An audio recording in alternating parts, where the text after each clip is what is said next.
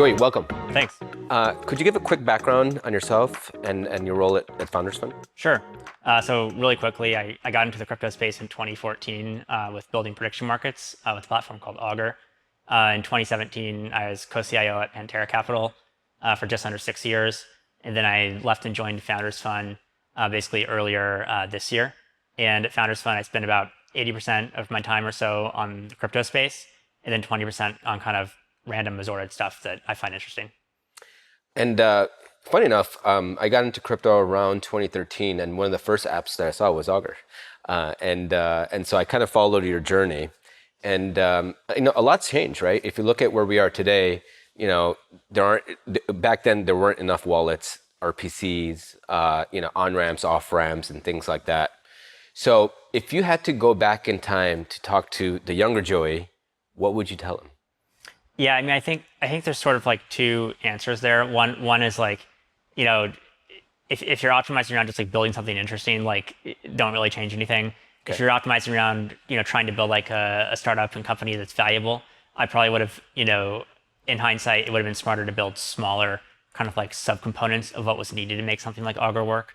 There's a ton of companies that existed that solve problems that we ran into, right? Could you elaborate on the smaller? Yeah. So I think like smaller problems we ran into is like the hosted node problem, right? Like Alchemy came along and solved that. Another problem we ran into was like, let's see what else. There's tons of problems with like, how do you access data from on-chain and actually get it into the UI? That's sort of like what the graph is trying to solve. Another really basic problem is you need a decentralized exchange to have decentralized prediction markets. So we could have just built a decentralized exchange. In fact, prediction markets were some of the first automated market makers on Ethereum. And so there's like a lot of these kind of like other components that are needed to make something like Augur work. It was sort of almost like trying to build an electric car before the lithium-ion battery existed. Yep. We were just so early. And to a certain degree, I feel like we're still there. I mean, we still have, we have great dev tooling, we have fiat and on-ramps, but now, within the Ethereum ecosystem, they're still like scaling and things like that are being solved today. So in a lot of ways, that's kind of true today. Like looking today at prediction markets, there are like, gambling sites and things like that offer some overlap. But like, if you think about specifically crypto prediction markets, it still hasn't really gotten to past like product market fit. Why do you think that is? I think it's a tough product to build like in crypto or outside of crypto. Yeah. Like if you look at prediction markets historically, the main areas they've gotten traction in have been like presidential elections in the U.S. Obviously every 2 years when there's the Congress elections, the midterms, that's another category. They're very popular in like sports betting is sort of a prediction market, and then the stuff in between, nobody's really quite been able to make work. I think the like closest I've seen is like what the folks at Polymarket are doing with like the Sam Altman market and yep. things like that. I think it's just one of those, it's a really challenging market. What we're starting to see, which is very interesting, I'd love to get your feedback on this, is the proliferation or the commoditization of meme coins, whereby meme coins represent themes. So an example of this is, recently Elon Musk had a falling out with, let's say, Bob Iger from Disney. Funny enough, some of the themes from that talk became its own tradable token. Do you see that as a form of a prediction market or, a way to trade based on trends like that, current trends? Well, I'd say it's something different because like when I think of a prediction market, I think of like there's some kind of finite date where you have an outcome and people get paid out based on the outcome as of that date. I do think there is like a lot of people who trade around memes, but I'd say they're not prediction markets. They're definitely some sort of like weird financial market. But I put them in like another category. Okay. Going back to Augur, how did you get your first 100 customers? So we never really thought of people as customers. Okay. The way we thought about it was like, Augur has users. It's this like, decentralized platform for people to create prediction markets. And I don't really have a great answer for how we got the first 100 people because Augur is very weird. It's more of like an open source project than a startup or company. One of the things that we did is we never actually went out and tried to acquire users or did any marketing. We obviously talked about what we were building to people, but the reason for that was from like a regulatory standpoint, we didn't want to go and pay to acquire users or anything like that. We just wanted to write this code and kind of publish it and see what happened. I think to answer the question more directly, like how did the first 100 people using it, where'd they come from? A lot of them are people just interested in prediction markets. They're people who used to use other prediction markets that existed in the past, things like Intrade. They're people who bet on Betfair. Some of them were people who are really into sports betting, and people who are into sports betting often tend to like to bet on things that aren't sports as well. If they just think they have an edge. And there was really no one else doing it at the time. So it was kind of like, if you were interested in this weird niche area, you somehow at some point heard of Augur and probably eventually tried it out. There's something you mentioned, which I think is still true today for crypto founders. The way we acquire customers and the channels that we can use is very limited compared to traditional businesses or traditional sectors.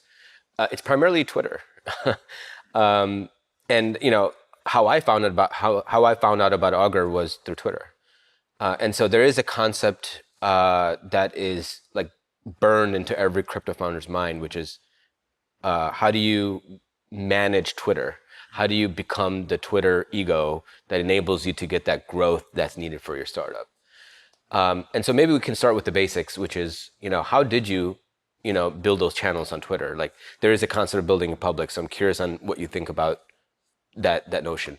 Yeah, I mean, so when I was working on Augur, I think, very, very early on, we launched the white paper publicly. We launched it on Reddit and Twitter. We posted it. As soon as we had like a code base that like worked at all, we open sourced it on GitHub, like probably a few weeks into building it, really.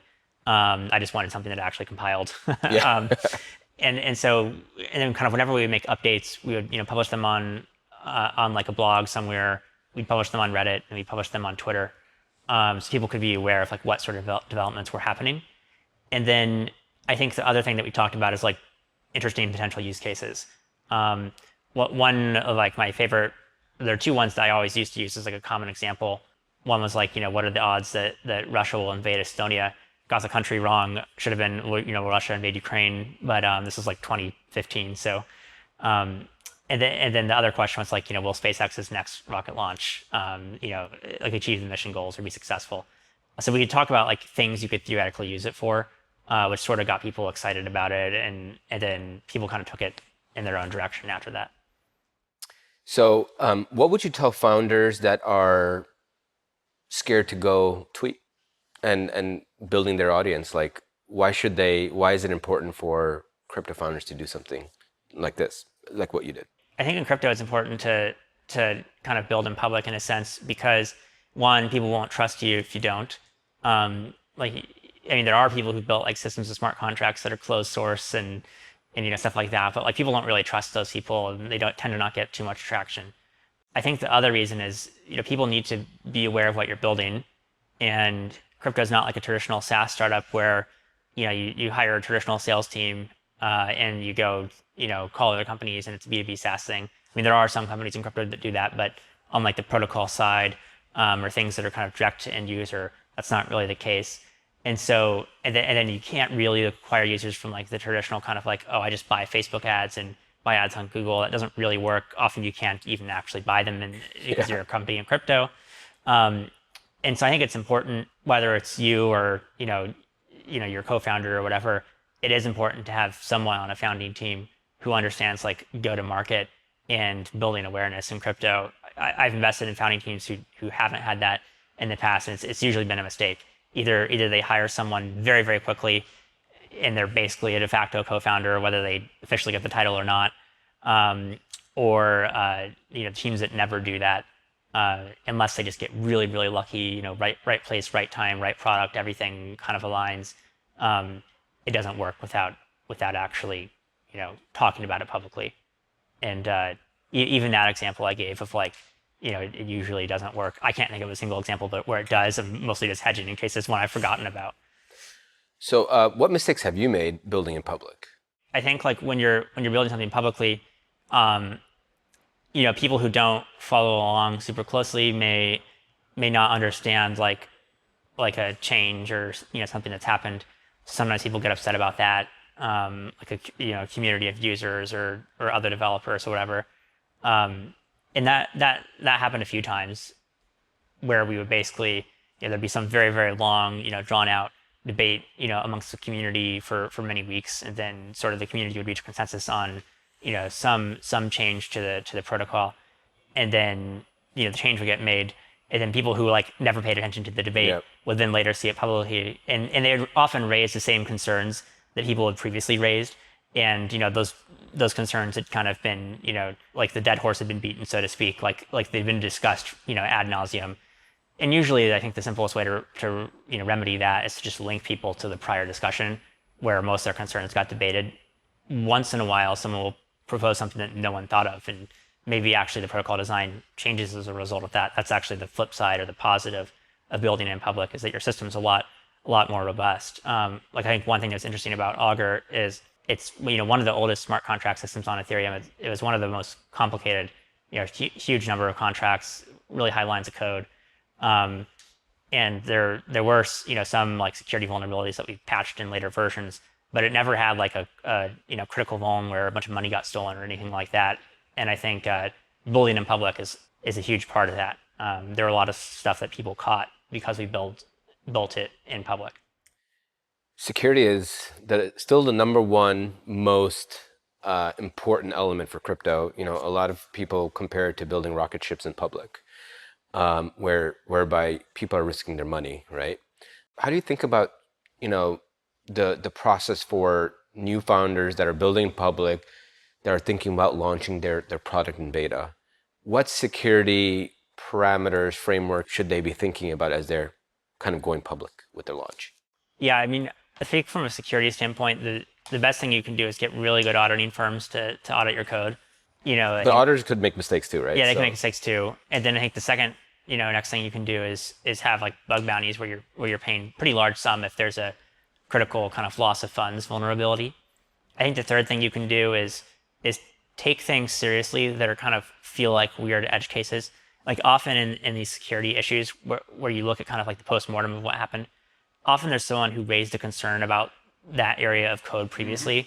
And like, there's something off here, it's weird. You could patch it by just making it cleaner and kind of refactoring the code a little bit. And often people will say, well, because of this like Rube Goldberg set of reasoning, it actually can't be hacked.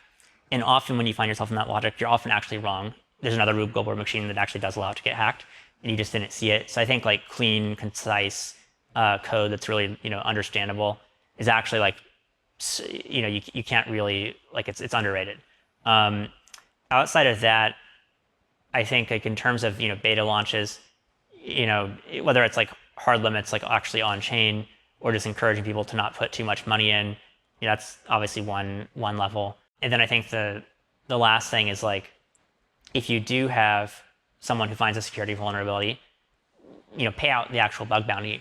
There's a lot of projects where they basically have a track record of not paying out or paying out very small amounts, and then they get hacked and they're like, well, why did this happen? We had audits, we had a bug bounty program, and it's like, well, yeah, but you actually paid out like 1/10 of what you should have for a bunch of vulnerabilities in the past. And so some hacker who was more of a gray hat came along and saw that and said, I'd rather just YOLO it and take the risk and hack this thing. And so I think that's also an important thing that people sometimes overlook.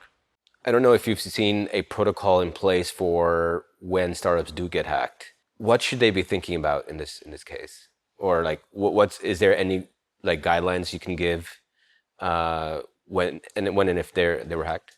I think like in general, there's not a ton that you can do. I mean, there's like, it's sort of all reactive after the point at which you've gotten hacked, right? And so I think, one is you can alert other people in the ecosystem that you've been hacked. So I think like the worst thing to do is kind of stay silent about it or not say anything. You should be kind of like, shouting it from the rooftops that you've been hacked, which is like bad for your business, but it maximizes the odds that you somehow get the money back. Because maybe the person sends the funds to a centralized exchange, or maybe maybe someone can start tracking it on chain early.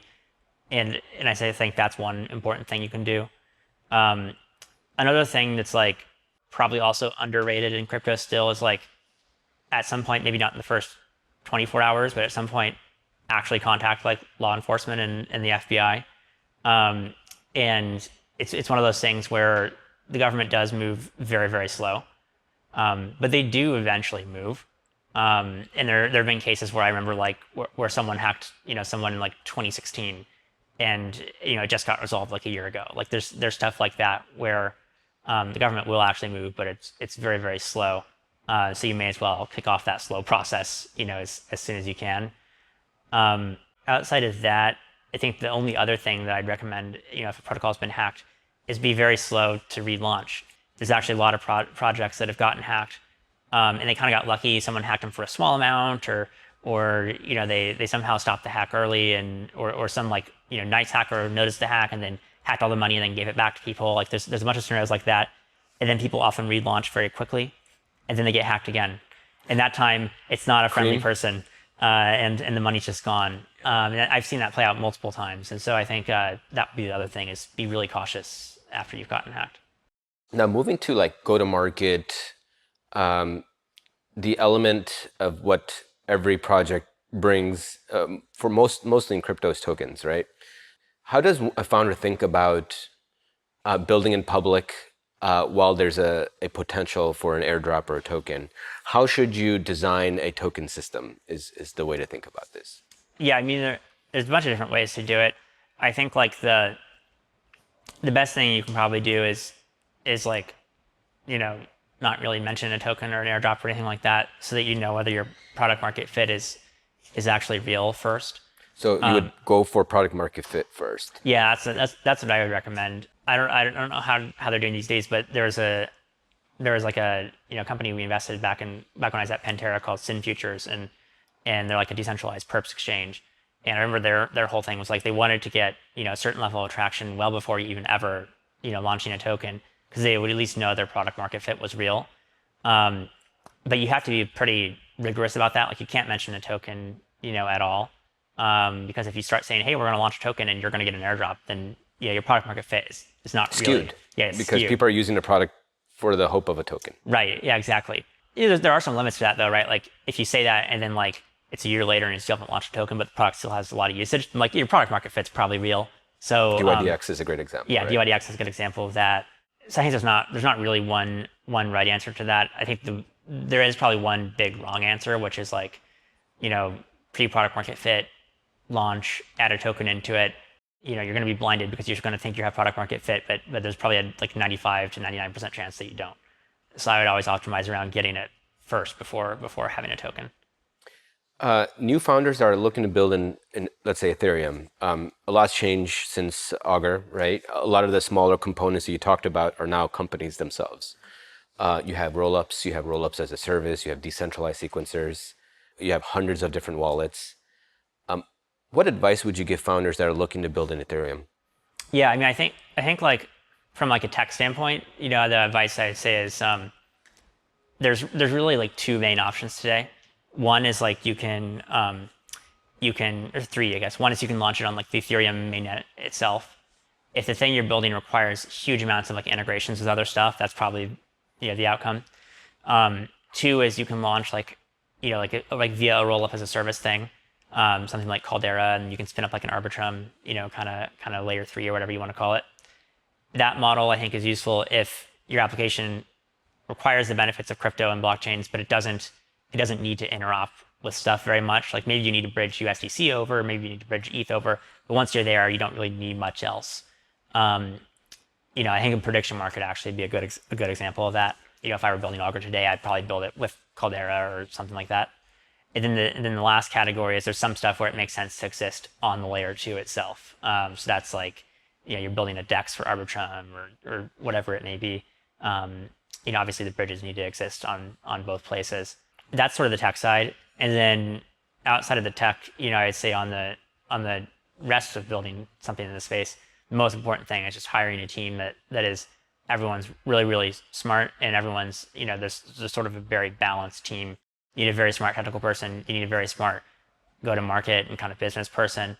And, you eventually, at a certain scale, need a really good ops person. And, making sure that like the caliber of people you hire is a really high bar is, I'd say the most important thing. Now, you said 6 years as an investor now. I guess one of the things that I wanted to learn more about is what is the biggest pivots that you've heard about in crypto that no one's really talking about? Because you don't hear this publicly often, but I'm curious on if you've seen any major pivot stories in crypto and what lessons could be derived from that pivot. Yep. I mean, I think the biggest pivot I can think of is probably Alchemy. Okay. So Alchemy started off as a company offering data to hedge funds. They basically built all this infrastructure to scrape the Ethereum blockchain and kind of bundle up the data and sell it to hedge funds. And the idea was like, their Chainalysis at one point was offering that service. I don't know if they do anymore, but Alchemy offered the data in a much like faster time series. So it's more recent and more up to date. What kind of data? Things like, clustering addresses, this amount of money went into Coinbase affiliated addresses, this amount went out. Basically like the clustering algorithms kind of take a while to run because there's so many addresses on chain. And Alchemy basically was trying to, do it in a fast way.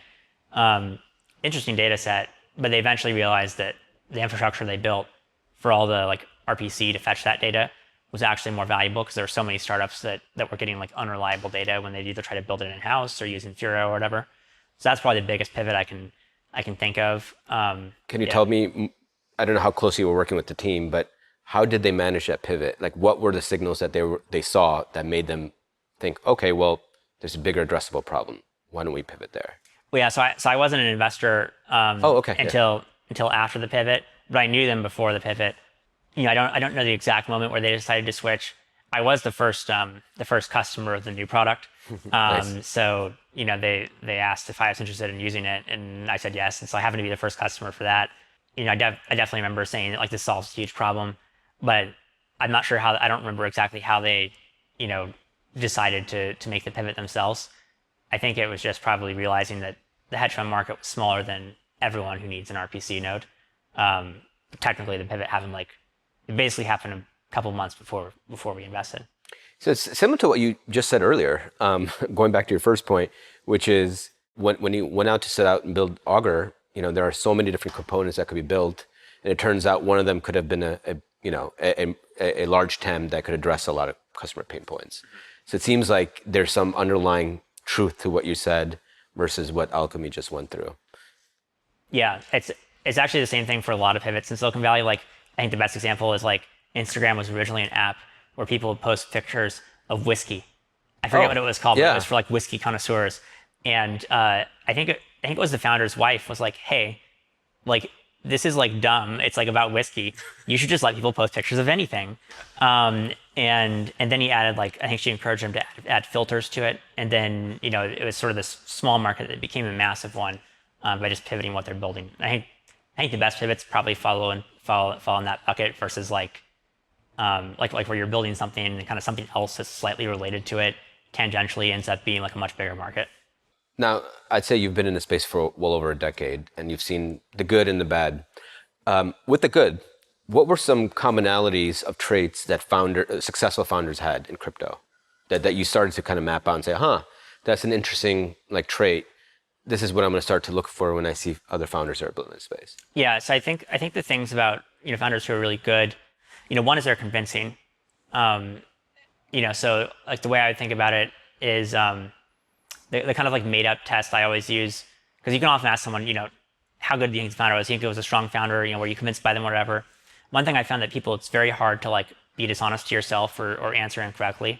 It's like this mental model of imagine that someone held you hostage and they had a gun, pointed at you and they said you have to drive for 24 hours straight or some higher number. Maybe you can stay awake 24 hours very easily. Maybe it's 36 hours or 48, whatever. And they said, if you fall asleep, I'm going to pull the trigger. Now imagine the founder and CEO of the company is in the passenger seat. Can't listen to the radio. They just have to talk to you. Can they say enough interesting stuff to keep you awake? And it's sort of a proxy for can this person sell? Can they sell to customers? Can they sell to people who want to join the company? Can they sell to investors? I started on the technical side, but sales is very, very important. You got to sell a vision. So I think that's one really important thing. The second thing is, good founders are just very, very perseverant. They work very hard. I think the meme of one person who's saying the problems in the world, it's someone else's fault, and then another person's just got to grind harder. I was listening to an interview with Charlie Munger last night, And he's like, I made so many mistakes. I could have had like $1 trillion if I just didn't make these, these like 7 mistakes or whatever. And it's like, the really great founders kind of have, no matter how successful they get, they had to have this like, I just got to do more. I just got to, grind harder mentality. How do you assess that though? I think like it's sort of like an innate thing that you pick up on in conversations with them. I think like, to use Alchemy as an example, the way I noticed that there was just their customer support, which was actually just their dev team. It was a small company at the time. They would respond anytime you pinged them, like within 5 minutes. It doesn't matter if it was like 3:30 in the morning. There was always somebody who was like on call, who's like, yeah, I can, and they're very technical and really good support. That's sort of just like there's like an animalistic will to win. Good founders, they're not like building the company because they want to make money or they want to do something. It's almost always because they just want to win. Joey, thank you so much for your time. Thank you.